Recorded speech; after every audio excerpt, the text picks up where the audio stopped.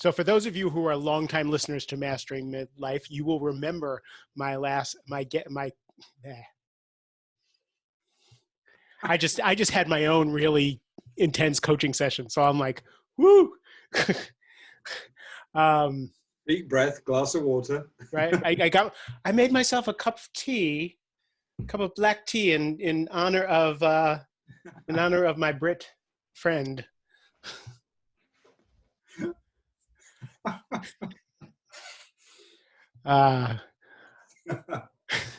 3, 2, 1, starting again. You don't get to laugh now. Put yourself on mute there, man. For those of you who are longtime listeners of Mastering Midlife, you will remember my next guest for bringing his wisdom. He's an executive coach, a business coach, a speaker, an author, and that just doesn't even tell the truth about what he brings to his clients and to the people who listen to him. And you'll remember from the last conversation. So I asked John Cottrell to be back on the show. One, because we're in the middle of the coronavirus epidemic, just kind of on the tail end, and things are starting to open up. And I just want some current wisdom from him on how to deal with this. And then the other thing is he came up with this really cool concept that he wants to share, and I can't wait to have a conversation about it. So John, thanks for being on the show. That's cool, Mark. You're welcome. Great to see you again and work with you again, right?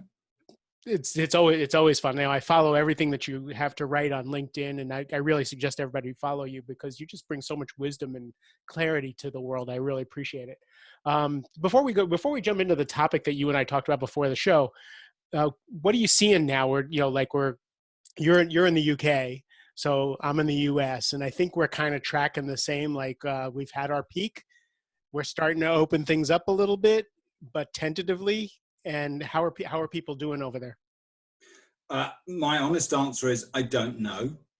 And I think just as you guys struggle, we struggle with the same thing. And that same thing is getting valid information, getting facts, real data, that kind of thing. So within the EU, countries are comparing death rates from this COVID-19, but no one's actually checking that the way countries record deaths is the same or different. So one country might have care home deaths included. One country might have hospitals only. So people jump to all kinds of conclusions and try and score political points when actually, are we actually looking at the same thing? So that we can make actual decisions and choices. Right, and actually make informed choices. So given this chaos, how are your people, so the people that you work with, how are they dealing with in their businesses? I think the first couple of weeks was all about cost. So cut costs like mad. Fortunately, the government did act quite fast. So everybody learned a new word called furlough. So they could lay people off, and the government said it would pick up the tab, and it did. It got that done in time.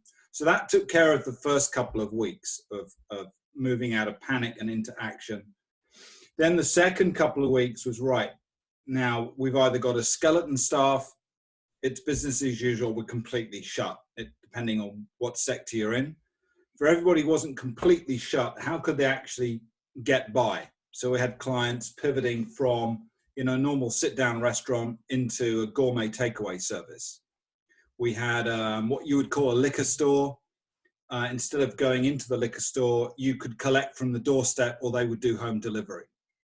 Those kinds of little switches in business to make sure they keep going. And in fact, both of those businesses massively increased their sales. Yeah, right. The restaurant was up 40% with lower costs and shorter working hours. So the owners can't believe it. All his team are employed, but they're working shorter hours, making more money. So they're really happy. And the liquor store, same crew, working slightly longer hours with more to do, but glad that they're making hay while the sun shines for them, because typically in the summer holidays, people don't buy so much. Christmas is the big deal for them. It will be like Thanksgiving probably for you guys. And then there's more professional service firms where if they're dealing with marketing, for example, a lot of businesses get hit, they immediately cut marketing. It's like cutting training. And getting to people to understand that if you actually cut marketing in a crisis, it takes you much longer to come out of the crisis. It's the companies that that tune their marketing to the message that's needed in the crisis that come out of it faster. I had a woman who did branding and marketing, Frances Reimers, talking about that.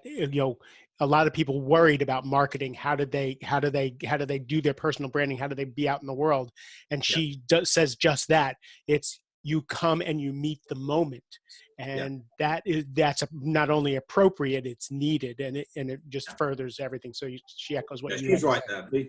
The if you use Maslow as an example, typically marketing is aimed to be aspirational, but actually what it needs to be is looking more down at the lower levels of the hierarchy of needs, because that's what the focus currently is. It's survival and safety. So your marketing needs to change its angle and be more about what the need of the market is right now. And then as it recovers, you can angle your marketing back up towards the self-esteem and the aspiration. No, that makes sense. It's funny because I've been doing a live every day at noon, and what I talk about is basically, how are you taking care of yourself? How are you, how are you looking after for your people, and what to expect in the next couple of weeks, and how do you prepare for that, rather than how you going to crush it, and all that. So definitely that kind of a tone. So before the conversation, before I turn record on, you said that you brought me the 6 backseat drivers Right. and I just so fascinated. So explain to me what you mean. Right. So if we can imagine that in our lives we're driving a car, something that most of us, anyway, until lockdown, we were doing it probably most days. And when we're driving a car, we've got our hand on the steering wheel, we're looking out through the windshield, we're thinking we're in charge of where we're going. But actually in life, there's these 6 backseat drivers. These are the guys that we can't see. We're not even aware of them, but they're actually the ones that are really in charge and dictating how the wheel gets turned, whether it's the brake pedal or the accelerator, which gear we're in, all of that stuff. They're actually determining behind the scenes. This is so right up my alley. So yeah, keep going. This is great. Okay, so then we have to understand what these drivers are and where they come from. And then as we build our self-awareness, we can start to do something about it. So the first ones are the human instincts. So this is some of the games we play. This is the work of Eric Berne, MD, who wrote the book, The Games People Play, in 1964. This is about fight, flight, freeze, fun, the 4 basic character reactions to stuff. Then you've got the gaming around acceptance and rejection. And then you've got these things like your pecking order, the tall poppy syndrome, fear of what I call it, the fear of cloud 9. It's another game people play. What is the tall poppy syndrome? Right. So that's more a UK, Australia thing. It's like anybody who rises up, stands out, gets cut down. Got it. Right. So if someone's above you in the pecking order, that means they're a threat, because if they're above you, you are more likely to be rejected. So you want to bring them back down so we're all together, because if we're all together, we can't all be rejected. Yeah, we call that a barrel of crabs here in the States. Right, same sort of thing. And there's also people who put themselves down. These are what I call the fear of cloud 9ers. So cloud 9 is supposed to be this fantastic ecstatic state. Where it comes from, I don't know. But a lot of people would never want to attain that state because they're scared of losing it. The pain of the loss is sort of worth that. Avoiding that is worth more to them than achieving the ecstasy. It takes some introspection to figure that one out about yourself, doesn't it? Yeah, well, of course, most people would be in denial about that, because to admit it would be pretty bad, right? But what happens is they always put themselves last, on the basis if they do the rejecting, nobody else can reject them. Oh, so what you're saying is so when I walk into a room, I'm going to be self-deprecating before someone else can put me down. Right. So it's a safety and security strategy that doesn't really work, because you end up being depressed. Right. No, it makes sense. Right. And these are some very, very basic games. It's the old, walking up to the Stone Age settlement, let's say, what are the two things they want to know about you? Are you trustworthy, and are you competent? Now, the competency is the interesting one. They want to know if you're going to bring something of value. So as human beings, we make these assessments very, very quickly in the blink of an eye. Yeah, so all of that stuff is going on in the games that we play. So I say the first backseat driver is human instincts, right? And we have to be aware of those if we want to become, self-aware and aware also of what others are doing, right? You can see much of this being played out in the political arena in both of our countries. Right. The second one is what I call accidents of birth. Now, in some cultures around the world, these aren't seen as accidents. They're seen as, destiny or preordained or whatever you want to call it, karma. So when you were born, to whom you were born, where you were born, where your consciousness came from, your genealogy, and your character. Now, those things we would say are character, how we came out into the world and who we are. Is that luck, or is that predetermined? In the Western world, we tend to say it's a matter of luck. Who made you, who decided that you were going to be a fighter as opposed to someone that ran away? Is it your star sign? What's the influence? Did you choose that? Yeah, they've got human design and numbers and astrology and all kinds of things to explain all that. Yeah. Now, one of the interesting things I like, both as a parent and as a coach, is the idea that you can influence someone's fight, flight, freeze, fun reaction. Now, most professional people are aware of something called disc profiling. The idea, the D is the dominant, the I is the influential, then you've got the steady, and you've got the compliant or conscientious. But what most people don't understand is actually that those colors, whether you use colors or the letters, tie back to a basic instinct. So the D's basic instinct is fight. The I's basic instinct is fun, which is a sort of form of denial. The S is basically freeze. And the C instinct is flight, is the fear reaction. Yeah? Sure. And how you handle people can change the way that they react. So Tell me you more. can have, for example, an anxious parent transfers anxiety to the child. Right. But if the parent was confident and taught the child to be confident, they wouldn't have that anxiety reaction. And that brings me to the next. So that's a leadership thing also in your organization. Absolutely. Is when you see people who are fearful, what they actually need is a steady hand. They need to be brought along. They need consistency. Yeah. Yeah. And there's some really shocking examples of bad leadership. One company I was working with at one time, one of the guys in the business was a third generation lifeboatman in some of the most dangerous waters surrounding the UK. So no one could question that guy's courage. And yet one day he didn't come into work, but someone said, well, his car's in the car park. And somebody went out to find out what was going on. And he was in his car. He couldn't move. He couldn't actually but he basically emotionally just shut down. He had some kind of breakdown. And I remember saying to the CEO that if the environment in our company was such that it can reduce a man like that to a broken shell, there's got to be something fundamentally wrong with what the hell is going on in this business. Right. You can't direct a business and create that kind of situation where that happens to people. And was the CEO amenable to that? Let's pass on that one. Okay. But it certainly. So that was self-fulfilling. It was a values clash for me, put it that way. Sure.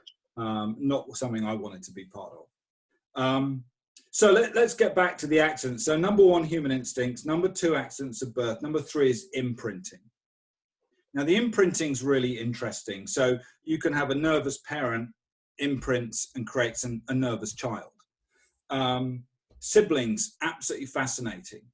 So the number of people I've worked with where the age gap between the siblings has a huge amount to do with their relationship.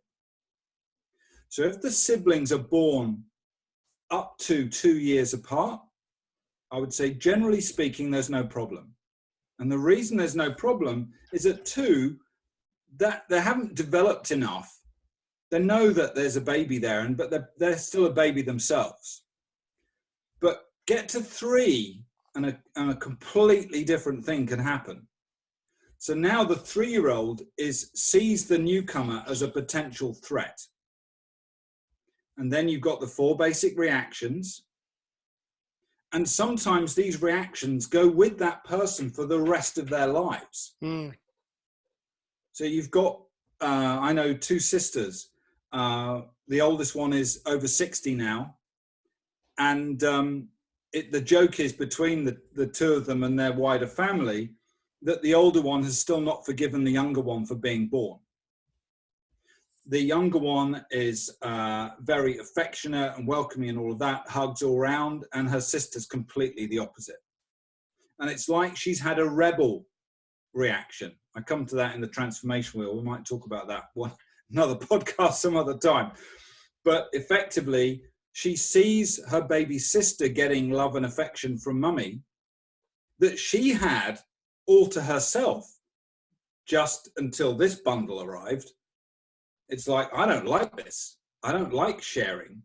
And at 3, I've not developed enough to understand that I need to share, and it's normal. And possibly not guided properly, and as Right. well. Not to blame the parents, but like the working with that, knowing that you're bringing someone into the house. We did that with my kids because my kids were 3 years apart, and Right. we were so conscious of Yes. that particular dynamic. Yeah. And I typically find there's 3 or 4 year age gap. And then when the age gap gets bigger, the child actually has the maturity to understand that it's a baby and it's not a threat. And it might be nice to have a baby sister or a baby brother, and they're at a different stage of development. Got it. So I think and hopefully they got their love and affection. Right. Well, yeah, that's another question. But so that key zone is really important for potential sibling rivalry. Sure. And I actually had a guy who I think he must be about 60, actually, a client who broke down in tears on a call not so many weeks ago. And he was telling me about his brother had predeceased him, but on his deathbed had written a letter to him, which he had basically given to his wife to give to his younger brother when he had died. So the letter could only be given after he had died. And in the letter, he was apologizing to his younger brother for his behavior all of his life until his death. Unbelievable. And the younger brother had grown up constantly being attacked by his older brother, wondering, what is wrong with me? And all that was wrong with me was, mate, you were born when your brother was 3 years old. Right. And he'd never got out of that pattern of behavior. He clearly knew he was doing it, but he couldn't help himself. So the picture that you're painting is, we think we do what we do because we want to do what we want to do, and unless we do the digging, we find that the again, like you said, the turn signal and the blinkers and the brakes and the gas are all being pushed by these younger versions of ourselves who've made decisions and choices about how we're going to live and work. Yeah, and I'm giving you fairly extreme examples to make it easy to understand, because quite often I get people say, well, I had nothing like that. And one of these ladies was a qualified accountant, I think a CPA for the guys in the US. Responsible, professional person, typically like an accountant, quite guarded, not so open. And the problem in her business was she seemed to have trouble telling her staff what she wanted them to do. So her office was way more chaotic than it should have been. And I suddenly had an idea during a session. I said, were you shouted at when you were little? Because the thinking process was, the only reason you wouldn't speak up is because you thought it was dangerous to do so. And the only thing that might make it dangerous is being shouted at. It's the only consequence I could think of. So she goes, no, my parents were really loving and kind to me. They never shouted at me. And I said, what about teachers at school? What were they like? She said, no, my teachers were fine. She went, oh my God, she said, there was this horrible physics teacher when I was 11. She said, tell me about him. Oh, she said, he was terrible. He used to shout at us and hit people and throw things. I said, wow. I said, what did you learn from him?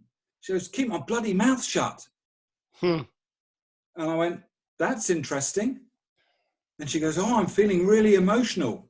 And you know how in the what is it, the Charlie Brown Peanuts cartoon, the lips go like this, don't they? Yeah. As they're born in her lips are going like this, like crazy.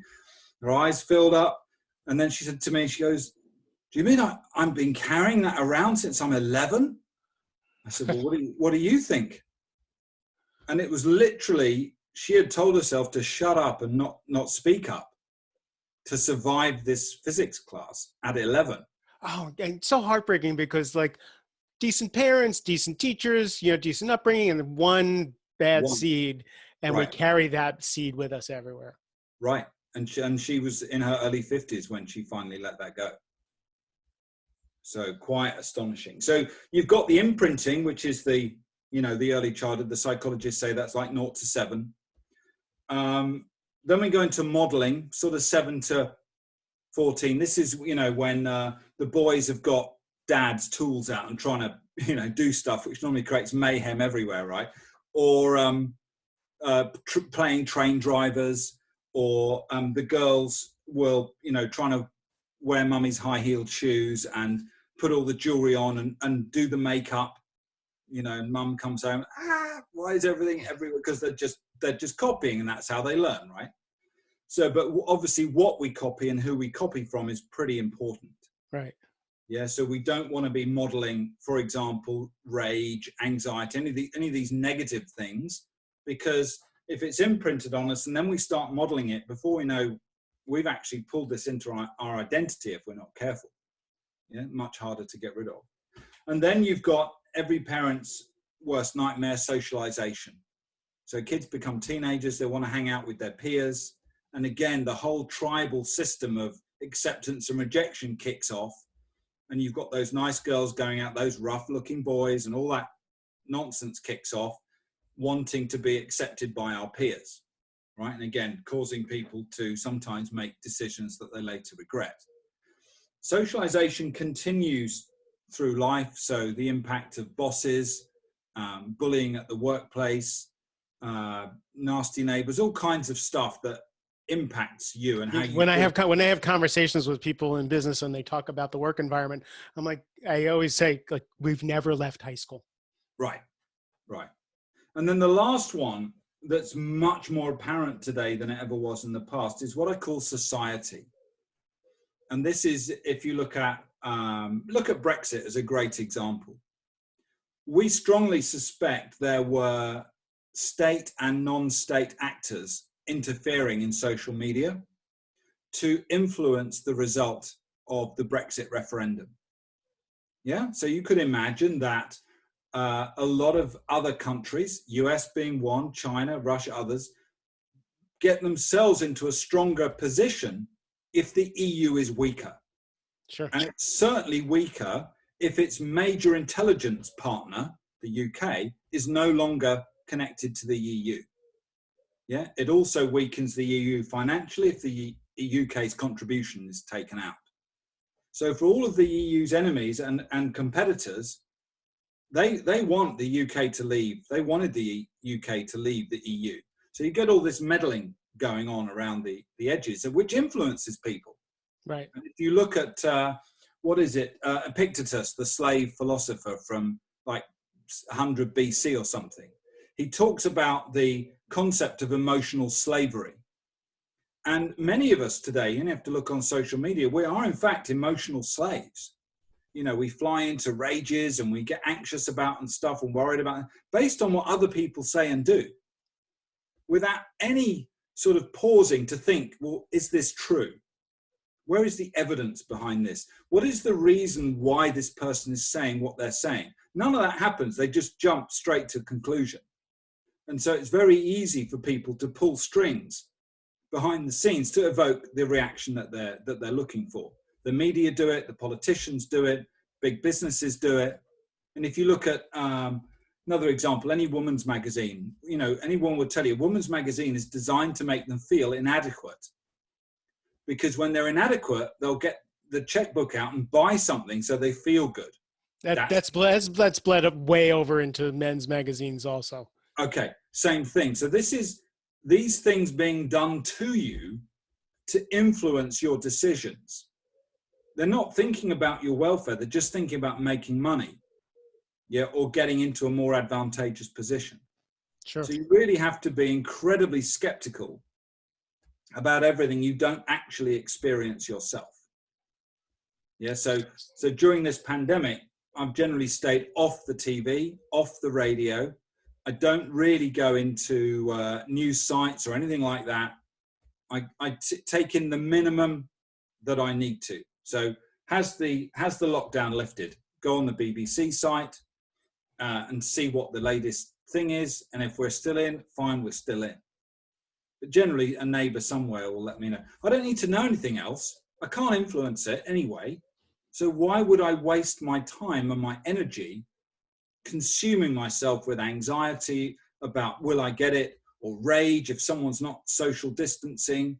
It's like, this is just a huge waste of time and effort. Let's focus on what we can do ourselves. Leave everybody else alone.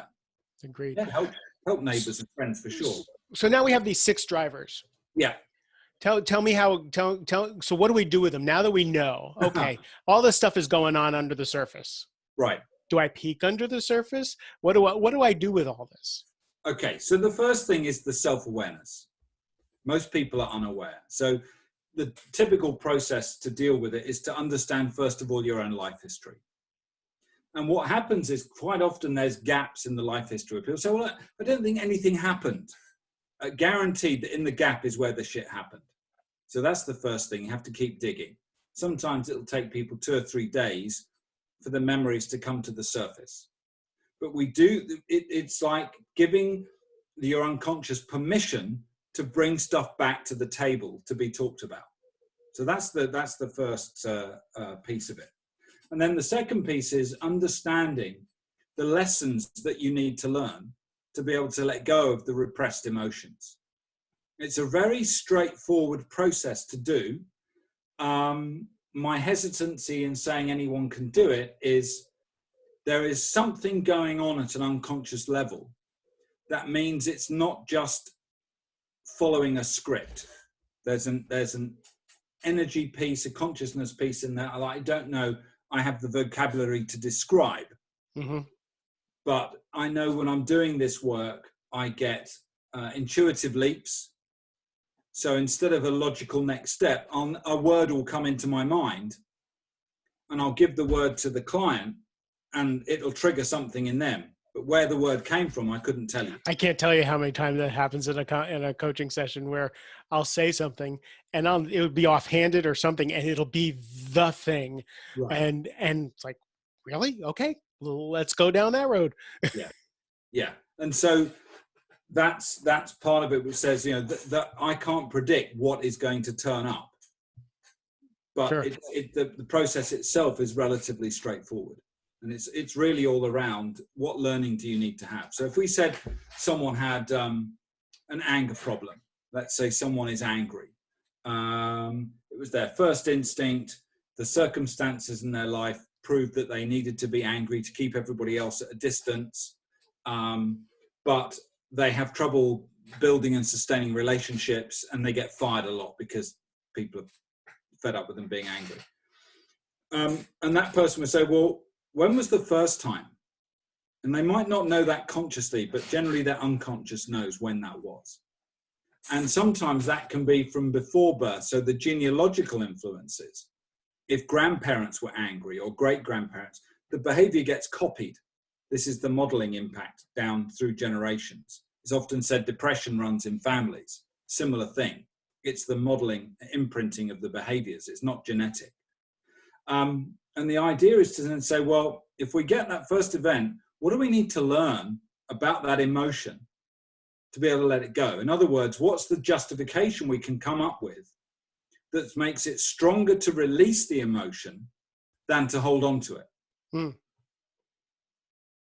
So if I said to you now, Mark, let's say it was anger. I said, well, what do you need to learn about anger, Mark, to be able to let it go? What would your answer be? That there's another way to get what I want or get what I need or protect myself. Yeah. Yeah. And you keep pulling the string. So some of it is, it's actually harming me. I know it's harming me. My blood pressure's high, got a heart problem, those kinds of situations.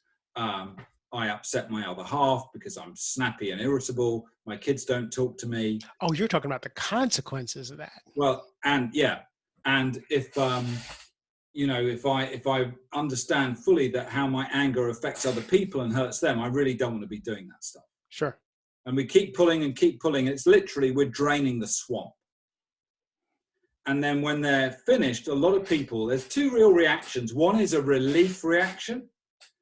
Like, oh, I feel so much better. And others are, oh, I feel completely washed out. Sure. And it just depends how they react. But basically, this is all energetic. And the washed out ones, sometimes they need to go and lie down and have a sleep or whatever it is to recover before we go and deal with the next emotion.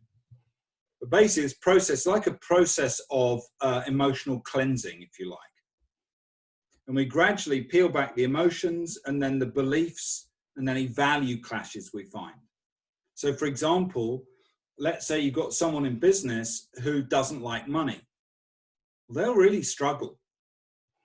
If they don't feel they're worthy enough, they won't do it. If they have a value system that predates money, they won't want to earn money. But they'll talk a big game saying, no, of course I want to be successful. Of course I want to be financially well. But you have to really pull the strings to find out and let them see that they've actually been sabotaging themselves. Yeah. Yeah. And I've done one recently with a guy who he said to me, look, I'm to be honest, he's running like I would say he's probably up about 2 million US in terms of his revenue, but he's never got any money. And, he's always got to have the best equipment in the business. He's always got to have a very expensive, fast car. And I said to him, well, who is showing off to? And it was his self-esteem strategy. He was trying to impress everybody else that he had what it took. But he realized it was a self-destructive strategy because after spending all this money, he didn't have any money. So I said, you're so many years into your business. What have you got to show for it in terms of assets? You haven't, because you spent it all. And got into a very interesting discussion about childhood, role of parents. And to cut a long story short, a lot of anger, let go of all that spectacularly well. And I think the change in him was so profound. His fellow director wanted to work with me straight afterwards to go through the same process. I got the same reaction from his wife, which is also quite interesting. But the funny bit, Mark, was that the first management meeting in the business after this took place, his two senior managers both got up fairly shortly after the meeting started and went out into the outside of the business, into the fresh air, because they couldn't cope with what was coming out of his mouth compared to what normally came out. They said it was just like talking to, he turned into a different person, and they just couldn't deal with it. Now, I haven't spoken to those guys yet. I'm hoping to, when this lockdown thing is ended, just to figure out, what's changed. I can tell he's changed. The wife knows he's changed. His other director knows. But actually, from their perspective, what was it that changed from their perspective? Because I think it's a great story. Yeah, there's always a warning label on, growth and change and doing things differently than we've always done them, because the people around you are going to organize themselves differently. You're going to have reactions. You're going to have pushbacks. You're going to have people who are happy about it and people who are not happy about it. And you need to be able to allow all of that to reorganize in order to keep that growth going. Yeah. And we've had people come back and say that, you know, even going home after the session, they open the door to get home, say hello to their wife, and the wife goes, "What the hell happened to you?" Right. Because they can just see it. And that's quite cool when that happens. Very cool. So you're leading these things called the breakthrough sessions. Tell me about that. So breakthrough is a very straightforward process of releasing the unresolved emotions. So the installations, if you like, that come from the backseat drivers leave you with a way of operating the car of life, if you like. And that isn't always helpful. So this is like taking the car of life in for a really thorough service and bringing it back to how the manufacturer, God, if you like, originally built it to be driven. And for a lot of people, that's an incredibly liberating experience. Calmness probably is one of the big ones that comes up, happiness. And the other fun one that I like is when people come out of it and they hold on to the desk or the table in the office because they feel so much lighter. They think they're going to float away. In those first few moments, they're so unused to it, they actually hold on. I've learned not, obviously don't want to laugh at people, but they sort of can't believe it. Nice. Are you doing this online now? Yeah. I mean, I have done since the beginning because I had clients in different countries. Sure. So then we tend to do it in 2-hour chunks, 2-hour sessions to give people recovery time. Face to face, they can do it just about a day. Nice. So that's, and then I'm looking for patterns. So emotions is quite straightforward, and anybody has had a trauma, they know what the event is. That's not difficult to find. When it's non-traumatic, then we have to find the patterns that the backseat drivers have installed and look for what the belief then is. So we have to get the words right so it resonates that. Yes, that's what I say to myself. Great. When did you first say that? And we go back to that first event and we take the learnings out. And how did you feel when you made that decision? And like the lady who couldn't speak, frightened, right? So it told her, well, if you always keep your mouth shut, you'll always be safe. You don't need to be frightened again. Of course, then she can't speak up for the rest of her life. That's crazy. But then it was logical. When she was 11, it made complete sense. It just didn't make any sense once she'd left that teacher's room. Amazing. So if I send people to your website, they'll be able to find your programs and the breakthrough program and all that. Yeah, breakthroughleadership.co.uk. Okay, cool. So I'm going to put all that in the show notes so people can find you, and they can even though we're not traveling and we're not gathering in small hotel rooms anymore, you can still experience that. Hey, do you want to hear a funny one about a hotel room? Sure. So this is a lady who was very intense. Had married a world-class racing driver. Guy was a double world champion. And she couldn't calm down enough to go into, let's say, a slightly trance-like state, first stage of hypnotic state. And it was one of the first sessions I'd ever done. And I think, shit, well, if she can't do it, I can't do it. It's not going to work. What do I do?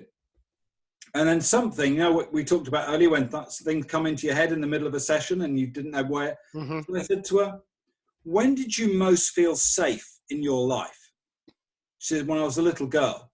I said, how old were you? She said, I was 7. I said, where were you? She said, well, I used to snuggle up under my duvet and suck my thumb. I said, great. We were in a hotel room, ripped off the bed cover, told her to get in, put the cover down, said, now snuggle up like you do when you were 7, suck your thumb, close your eyes, and we'll do the stuff. And we did, and it worked beautifully. That's amazing. That's beautiful. And her husband came to pick her up at the end of the session. And the next day, he said to her in front of me, which is brilliant, really great guy, he goes, she deserves a medal, doesn't she, for what she's done? And the breakthrough she had when going through events and stuff was that what she needed in her life was stillness. And instead of she hadn't realized she'd married stillness. Mm. It hadn't occurred to her. She'd always attack him for not being, upset about this or bothered by that, or, it was always dang, dang, dang, dang against him, without realizing that what she'd married was what she actually needed. And these two were absolutely supposed to be together. She'd just not figured it out. And as soon as the scales dropped from her eyes, she was like, oh my goodness. And it all her whole model just collapsed. Nice. And within 24 hours of him picking her up, in fact, less, 12 hours, and dropping off the next day, he'd already had that experience with her. So when he dropped off the next day, he said, wow, she deserves a medal. I said, yeah, it's pretty cool. That was all the affirmation I needed. What a beautiful story. So there you go. Hotel rooms, eh? Yeah, John, thank you for sharing all this. This is amazing. I'm gonna put all your links in the show notes so people can click on it and they can find you and they can experience this for themselves. I love the 6 drivers. It's just, for me, it's everything that we do. It's what's pulling the levers that we don't know is pulling the levers, so we can get conscious and pull the levers we want to. Yeah, absolutely. Very cool. I appreciate you being here. Thank you, Mark. Appreciate it too. Thanks for asking me. To all of my wonderful, precious listeners, I appreciate your time and your attention. If you like this, please share it. Please leave a review. Please tell people about the Mastering Midlife podcast. I appreciate you. I love you. Have a great rest of the day.